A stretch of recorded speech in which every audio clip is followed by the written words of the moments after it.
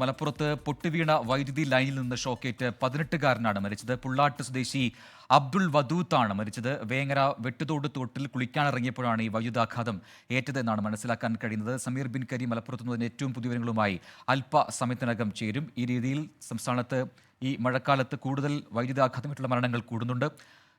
സമീർ, എപ്പോഴാണ് ഈ അപകടമുണ്ടായത്? എന്താണ് അവിടെ സംഭവിച്ചത്? പ്രജിൻ ഇന്ന് ഉച്ചയ്ക്ക് ാണ് ഈ സംഭവം നടക്കുന്നത്. വേങ്ങര വെട്ടുതോടാണ് സംഭവം. ഈ തോട്ടിൽ സുഹൃത്തുക്കൾക്കൊപ്പം കുളിക്കാൻ ഇറങ്ങിയതായിരുന്നു കണ്ണമംഗലം അച്ചമ്പലം സ്വദേശി പുള്ളാട്ട് അബ്ദുൽ വദൂത്ത് എന്ന് പറയുന്ന 16-കാരൻ. അങ്ങനെ ഈ തോട്ടിൽ നീന്തുന്നതിനിടയിൽ ഈ 18-കാരൻ മാത്രം ഒരല്പം താഴോട്ട് കൂടെ നീന്തി എന്നുള്ളതാണ്.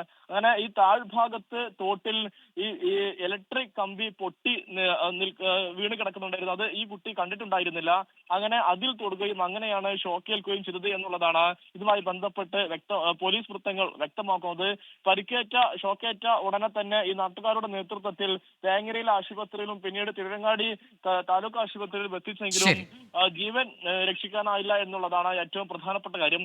മൃതദേഹം ഇപ്പോൾ ഉള്ളത് തിരുവങ്ങാടി താലൂക്ക് ആശുപത്രി മോർച്ചറിയിലാണ്. ശക്തമായ മഴ ആയതുകൊണ്ട് തന്നെ മലപ്പുറം ജില്ലയിൽ ഈ ഇലക്ട്രിക് പോസ്റ്റുകൾ വീഴുന്നതും ഒക്കെ തന്നെ ഇന്നും ഇന്നലെയും ഒക്കെ തന്നെ ഒരു നിത്യ സംഭവം കൂടിയാണ്. ഈ ഒരു സാഹചര്യത്തിൽ കൂടിയാണ് ഒരു മരണത്തിലേക്ക് ഇത് എത്തുന്നത് എന്നുള്ളതാണ് എടുത്തു പറയേണ്ട ഒരു കാര്യം.